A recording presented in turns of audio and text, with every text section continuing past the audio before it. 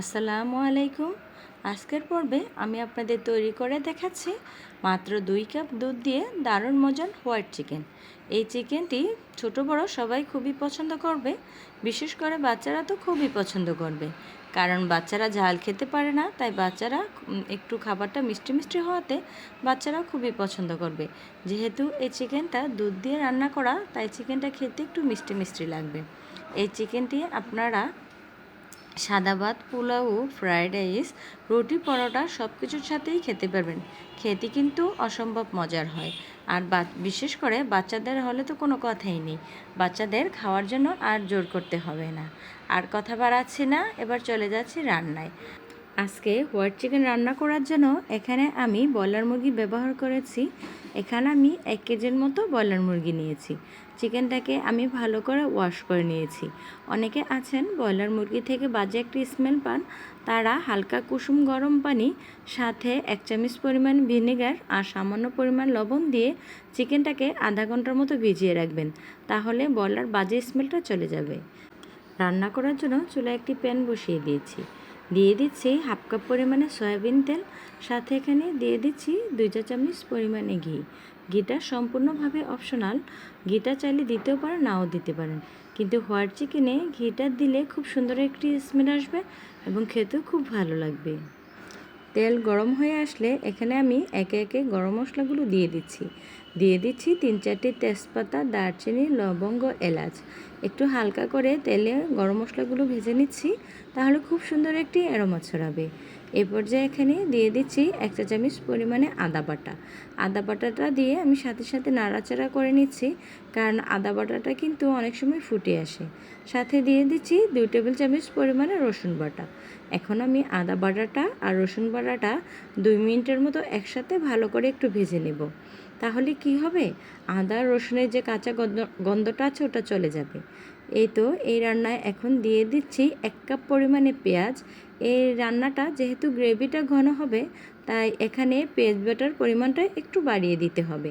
এখানে আমি 1 কাপের মতো পেঁয়াজ বাটা দিয়েছি। এখন সম্পূর্ণ মশলাগুলো একসাথে আমি ভালো করে কষিয়ে নেব।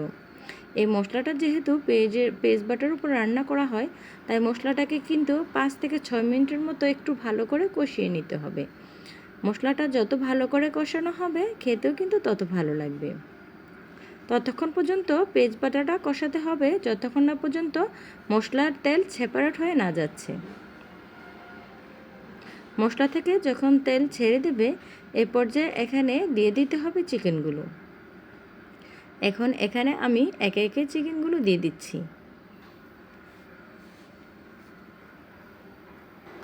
এখন চিকেনে দিয়ে দিচ্ছি স্বাদ মতো লবণ। এই রান্নায় কিন্তু লবণের পরিমাণটা একটু কমিয়ে দিতে হবে, কেননা এটা যেহেতু দুধ দিয়ে রান্না করা আর চিকেনটা খেতেও একটু মিষ্টি মিষ্টি লাগবে, তাই লবণের পরিমাণটা একটু কমিয়ে দিতে হবে। ঝাল ঝাল মুরগিতে যেই পরিমাণ লবণ দেওয়া হয়, তার থেকে একটু কম পরিমাণে লবণ দিতে হবে। লবণটা দিয়ে আমি চিকেনটাকে ভালো করে নাড়াচাড়া করে মশলার সাথে মিশিয়ে নিচ্ছি। চিকেনটা আমার মশলার সাথে মিশানো হয়ে গেলে এ পর্যায়ে আমি চিকেনে ঢাকা দিয়ে দেব। এখন আমি কিন্তু চিকেনটাকে ভালো করে কষিয়ে নেব। কষানোর জন্য কিন্তু আমি চিকেনে কোনো পানি ব্যবহার করব না। চিকেনটা কষানোর সময় এইভাবে ঢাকা দিয়ে রাখলে কিন্তু চিকেন থেকে প্রচুর পরিমাণে পানি বের হয়, তাই চিকেন কষানোর সময় কোনো পানি দেওয়ার প্রয়োজন নেই। এই তো আমার চিকেন থেকে প্রচুর পরিমাণে পানি বের হয়েছে। এখন এই পানিতে আমি চিকেনটাকে ভালো করে কষিয়ে নেব।